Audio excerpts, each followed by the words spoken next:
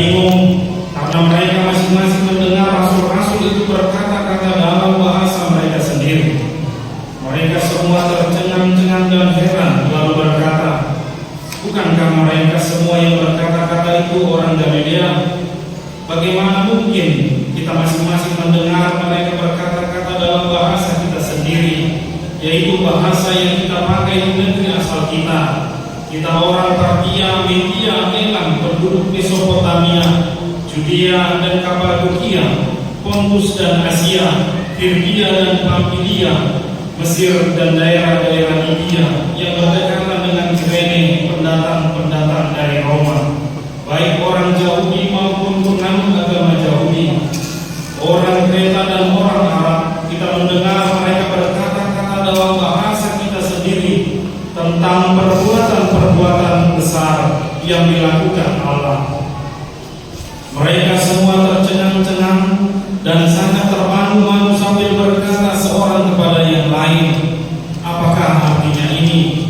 Tetapi orang lain menyindir, "Mereka sedang mabuk oleh anggur manis." Demikian firman Tuhan. Saudara-saudara yang terkasih di dalam Kristus Yesus,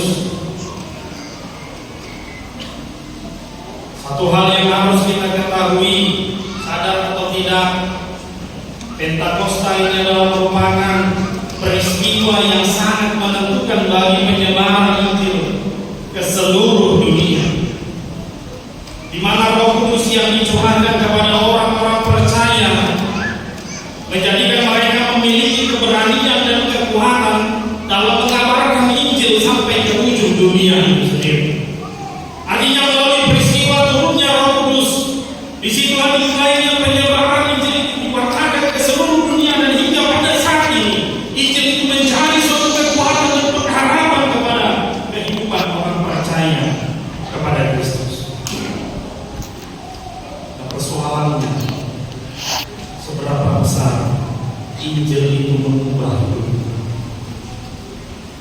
Seberapa besar peranan Injil itu boleh bekerja di dalam kehidupan, melakukan apa yang Tuhan inginkan dalam kehidupan?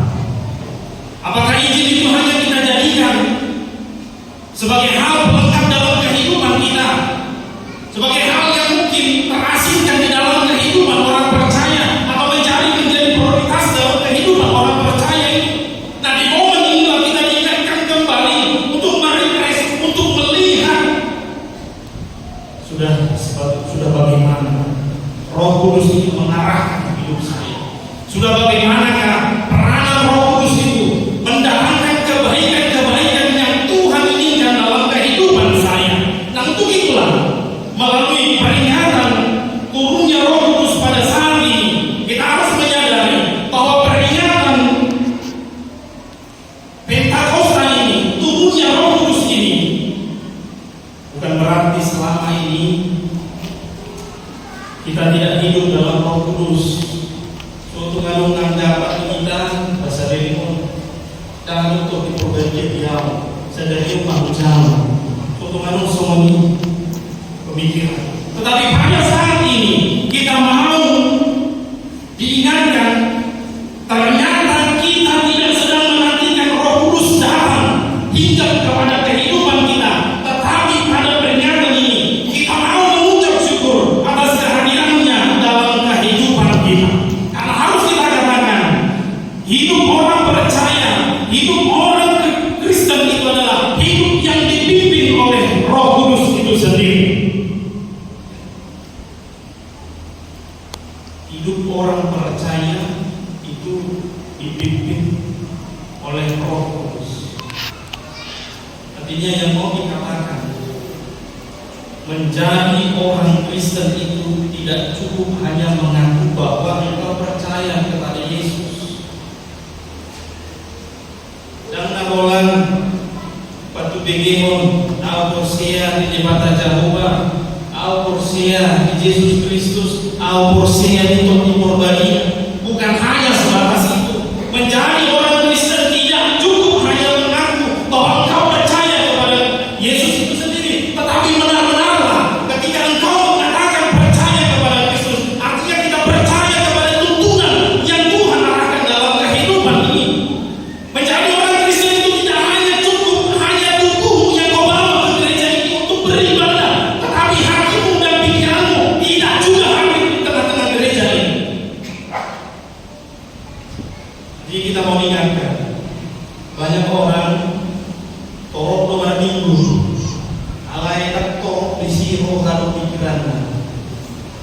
Hanya badannya saja yang di sini.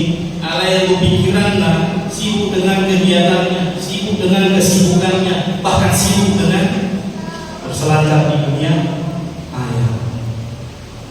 Mengapa?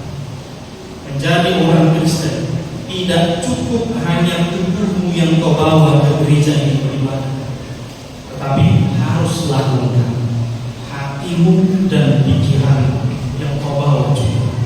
Artinya ada hal yang mau kita lakukan, ada hal yang mau kita izinkan untuk mempengaruhi, untuk memperbaharui kehidupan kita. Sebab memang menjadi orang Kristen berarti seluruh hidupmu dipimpin oleh Roh Kudus itu sendiri. Artinya bagaimana Roh Kudus itu mau membuka hatimu, mau membuka pikiranmu, bahkan menundukkan dirimu kepada berita Allah dan kehendaknya di dalam kehidupanmu. Bagaimana kita mau berjalan di rel yang sudah Tuhan tentukan dan mau diarahkan di dalam kehidupan. Sama seperti kalau kereta api itu berjalan di mana? Di rel. Ada kereta api yang berjalan di tol? Ada. Nah, urusannya kamu harus siapa ya? Jadi saya juga tidak akan sampai. Kehidupan orang percaya itu juga seperti itu. Bagaimana kita mau berjalan sesuai dengan apa yang Tuhan tentukan. Terkadang pikiran kita yang melawan itu semua. Terkadang keinginan kita, ego kita, itulah yang menjadi persoalan yang menghambati bagaimana misi dan visi Tuhan itu boleh tercipta dalam kehidupan. Nah, sebagai orang manusia biasa, kita harus akui bahwa kita ini adalah manusia yang lemah, manusia yang sering tergelincir oleh godaan dunia ini untuk melakukan apa yang dunia ini inginkan. Bahkan terkadang kita melupakan Tuhan dalam hidup ini ketika kita terbuai oleh kenikmatan dunia ini.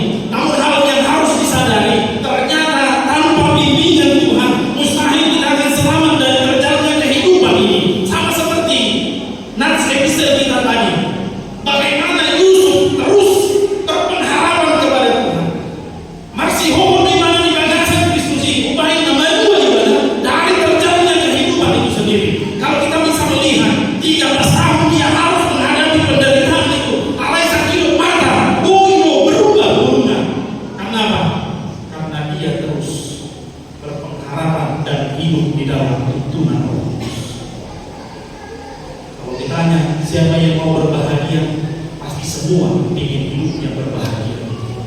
Berbahagia dalam perekonomian, berbahagia dalam karirnya, berbahagia dalam sukses dalam berkeluarga, bahkan keluarga yang ekonomi. Pasti semua menginginkan kesempurnaan ini. Tapi bagaimana? Terkadang pilihan-pilihan itu menyulitkan kita. Terkadang desakan-desakan yang ada di dunia ini itu menjadi pertimbangan yang membuat kita terkadang ketakutan, terkadang membuat kita bimbang untuk mempercayai bagaimana sebenarnya tuntunan Roh Kudus itu bekerja. Tapi ingatlah, ketika hidupmu kau serahkan kepada Tuhan, maka disitulah kita menerima jawaban yang indah daripada Tuhan tentang apa yang Tuhan ingin katakan dalam kehidupan. Dari nats ini kita mau diingatkan bahwa turunnya Roh Kudus menjadi suatu pertanda bagi kita orang percaya bahwa kuasa Tuhan itu mampu memberikan perubahan. Turunnya Roh Kudus itu mampu memperbaiki, memperbaharui, bahkan memberikan kita keberanian untuk melakukan apa yang Tuhan inginkan. Nah, kalau kita bisa lihat tadi di nats kita pada saat ini, kita harus katakan bahwa Tuhan mengetahui apa dan bagaimana perasaan. Tuhan mengetahui seluruh keinginan, cita-cita kita, apa yang menjadi kerinduan kita, bagaimana Tuhan melihat keadaan kita dan semua yang ada pada kita. Dan kita harus katakan, tidak ada yang tersembunyi bagi Tuhan. Dan inilah yang terjadi pada murid-murid Yesus, di mana Yesus memahami bagaimana kerapuhan iman para muridnya, namun dia tetap menggunakan mereka menjadi alat untuk memberitakan Injil. Kalau dipikir-pikir secara logika, pilihan itu tentu amat beresiko. Bagaimana orang yang rapuh imannya, tetapi Tuhan tetap pakai dia untuk memberitakan firman Tuhan. Artinya kerapuhan iman para murid mungkin bisa saja mengagalkan pemberitaan ini. Tapi di sinilah kita belajar tentang anugerah Tuhan itu sendiri. Roh Kudus itu diberikan bukan untuk menyingkirkan orang-orang rapuh. Roh Kudus diberikan bukan untuk menyingkirkan orang-orang yang lemah imannya, tetapi sebaliknya untuk memberdayakan mereka, bahkan menguatkan mereka untuk memberitakan firman Tuhan itu sendiri, seperti apa yang Tuhan inginkan dalam kehidupan. Di mana Roh Kudus itu digambarkan seperti sebagai nyala api yang berfungsi untuk menyucikan dan menguduskan. Artinya bagaimana orang yang telah dipenuhi oleh Roh Kudus itu hidupnya haruslah kudus, berbeda dengan apa yang diinginkan oleh dunia ini. Sarubang pohon Tuhan tak sarubang pohon Okidion. Artinya itu jelas perintahnya bagaimana hidup kita ini naik usaha dia kapanalan pamerenya lipat katanya nambiarkan pikiran undang-undang sudah kamerenya hubungi ke sana langsung menyusun apapun karena naodo berdua. Nah inilah gambaran yang diberikan nas kita pada lidah-lidah api, lidah-lidah seperti nyala api itu menjadi gambaran suatu kuasa yang begitu luar biasa yang Tuhan berikan kepada orang-orang, bahkan murid-murid dan orang yang percaya pada Kristus untuk mampu berkata-kata dan bersaksi tentang kebangkitan. Nah itulah hidup dia yang sangat besar. Kita mendengar mereka berkata-kata dalam bahasa kita sendiri tentang perbuatan-perbuatan besar yang dilakukan oleh Allah. Mulus mari di Majo. Artinya mari kita lihat Pajojo di bagasan Tuhan, perbuatan-perbuatan kebesaran Tuhan yang kau rasakan pada saat ini. Majo di bagasan Tuhan. Mulungan di doko adon lo betikin lo mengeluh, adon lo betikin untuk meragukan kuasa Tuhan itu yang terus bekerja dalam kehidupanmu. Apakah pertolongan Tuhan itu pernah terlambat untuk menolong engkau dalam kehidupanmu? Sekalipun kita terpuruk bagaimanapun keadaannya, itu mari katakan pertolongan Tuhan adalah sungguh luar biasa. Hanya itulah yang harus kita katakan. Orang yang telah dipenuhi oleh Roh Kudus, dia mampu mengatakan, dia mampu memberitakan kebesaran-kebesaran Tuhan di dalam kehidupan. Dan melalui nasi Tuhan, kita juga mau diajarkan bagaimana Tuhan bisa memakai orang-orang yang sekalipun rapuh imannya, tetapi melalui Roh Kudus dia mampu menguatkan untuk melakukan perintah Yesus. Persoalannya, apakah hidup kita mau dituntun oleh Tuhan atau tidak? Apakah pikiran atau kemana? Dan di Pentakosta ini, saat ini kita mau diingatkan kembali. Jika Tuhan mampu menguatkan para muridnya dari kerapuhan imannya, dari keraguannya untuk memberitakan firman Tuhan, maka Tuhan juga mampu menguatkan kita dari keraguan. Tuhan juga mampu menguatkan kita dari ketakutan dan kebimbangan yang kita hadapi dalam kehidupan. Sebab semua mungkin dan semua bisa terjadi di dalam Kristus. Karena Roh Kudus itu hadir untuk menolong. Roh Kudus itu hadir untuk menguatkan kita, dan Roh Kudus itu hadir untuk membimbing hidup kita ke arah yang Tuhan kehendaki.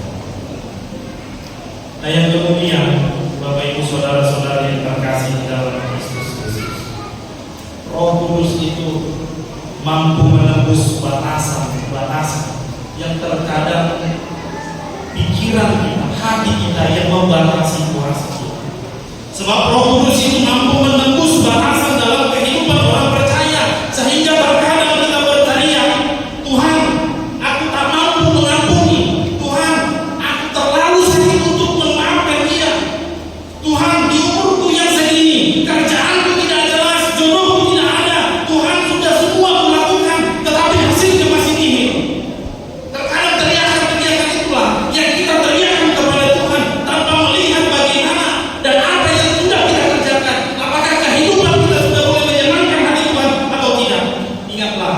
kuasa Tuhan itu tidak sependek akal pikiran manusia itu sendiri.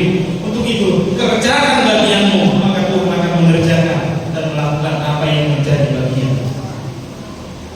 Teman-teman, manusia itu harus kita sadar, kita ini hanya sebatas membangun, hanya sebatas merencanakan, tetapi Tuhan yang menentukan.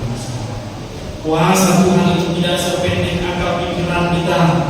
Tuhan tidak pernah berhenti melakukan apa yang terbaik dalam kehidupan. Nah, terakhir kekawanan Daboy dari kota Setubuh, orang yang hidupnya dipenuhi oleh Roh Kudus, maka hidupnya harus siap menerima resiko. Kita baca tadi dalam ayat yang ke-13. Tetapi orang lain menyindir, mereka sedang mabuk oleh anggur manis. Saya daerahnya gila lupa, tidak. Karena memang hidupnya dipenuhi oleh Roh Kudus. Nah, yang mau dikatakan orang yang hidupnya dikuasai oleh Roh Kudus harus siap menerima risikonya, apapun itu. Apa itu entahnya dijauhi, entahnya dikata-katain, dicemooh, bahkan dikucilkan. Sebab hidup orang percaya harus berani mengatakan yang terbaik dalam kehidupannya, harus berani mengatakan yang salah jika salah dan benar jika itu benar. Menangani keluarga, kalau nggak salah, siap membela. Bukan seperti itu iman yang salah. Sekalipun itu keluarga, sekalipun itu anakmu, sekalipun itu suami, kalau itu salah, katakan itu salah. Dan jika itu benar, maka katakan itu benar. Karena hidupmu bukan bertanggung jawab kepada manusia, tetapi kepada Tuhan. Dan yang terakhir, orang yang menerima Roh Kudus, hidupnya tidak lagi pasti, tetapi aktif. Sama seperti para murid dan orang-orang yang berkumpul pada saat itu yang menerima Roh Kudus, mereka membuat suatu mukjizat sehingga orang-orang yang melihat itu tercengang dan heran. Artinya inilah yang harus dilakukan oleh orang yang hidup di dalam tuntunan Roh Kudus. Pengaruhnya, dampaknya itu bukan untuk orang lain terlebih dahulu, tetapi orang yang terdekat. Kenapa? Ketika Roh Kudus itu turun, maka orang-orang yang di sekitaran itu mereka tercengang dan terheran. Dan inilah tujuan dari Roh Kudus itu sendiri yang diterima para murid dan juga kepada semua. Artinya ada hal yang harus dikerjakan, ada hal yang harus kita lakukan dan kita pertanggungjawabkan, semuanya demi kemuliaan Allah. Sebab Tuhan tidak pernah berjanji bahwa langit itu selalu biru, tetapi Tuhan itu berjanji bagaimana kasih-Nya selalu menyertai. Tuhan tidak pernah juga berjanji jalan itu selalu rata, jalan itu selalu mulus, tetapi Dia berjanji Dia akan berikan kekuatan dan kesanggupan bagi kita melalui tuntunan Roh Kudus. Untuk itu mari setiap orang yang telah menerima Roh Kudus itu, mari kita syukuri dan bukan hanya sekedar kata-kata, tetapi kerjakan apa yang menjadi kehendak Tuhan dan percaya tuntunan Tuhan akan selalu berkata. Amin. Bapak yang baik, terima kasih Tuhan buat berkat-Mu yang masih boleh kami rasakan hingga pada saat ini, di mana Tuhan boleh mengumpulkan kami bersama dengan saudara seiman kami memuji dan memuliakan untuk mensyukuri setiap apa yang Tuhan berikan dalam kehidupan kami pribadi lepas pribadi, keluarga lepas keluarga. Terima kasih kepada Tuhan buat sapaan firman-Mu yang boleh menguatkan kami dan mengingatkan kami agar kami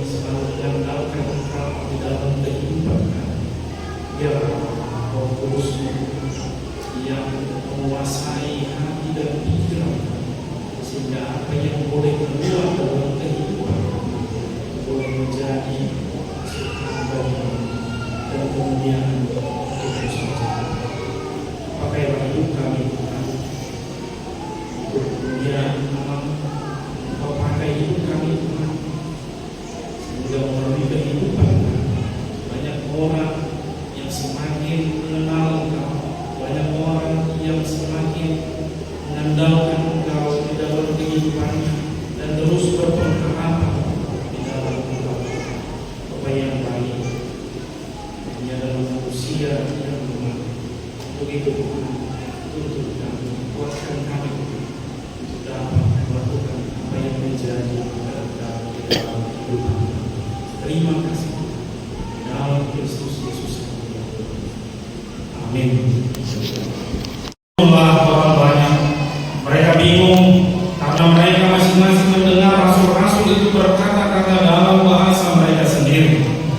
Mereka semua tercengang-cengang dan heran, lalu berkata, bukankah mereka semua yang berkata-kata itu orang Galilea?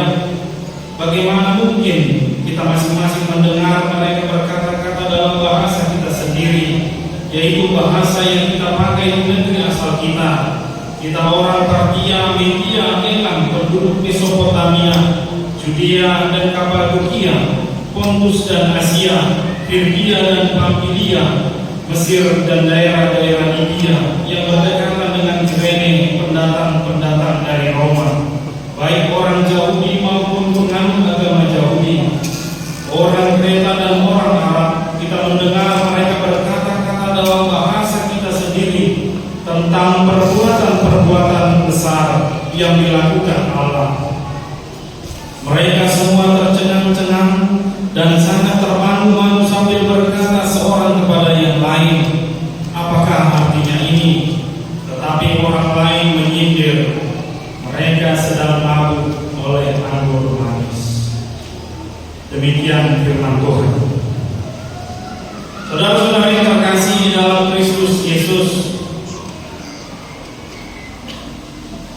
satu hal yang harus kita ketahui, sadar atau tidak, Pentakosta ini adalah merupakan peristiwa yang sangat menentukan bagi penyebaran Injil ke seluruh dunia, di mana Roh Kudus yang dicurahkan kepada orang-orang percaya menjadikan mereka memiliki keberanian dan kekuatan dalam mengabarkan Injil sampai ke ujung dunia itu sendiri. Artinya melalui peristiwa turunnya Roh Kudus, disitulah dimulainya penyebaran Injil itu diwartakan ke seluruh dunia, dan hingga pada saat ini Injil itu menjadi suatu kekuatan dan pengharapan kepada kehidupan orang percaya kepada Kristus. Nah, persoalannya, seberapa besar Injil itu mengubah hidup? Seberapa besar peranan Injil itu boleh bekerja di dalam kehidupan, melakukan apa yang Tuhan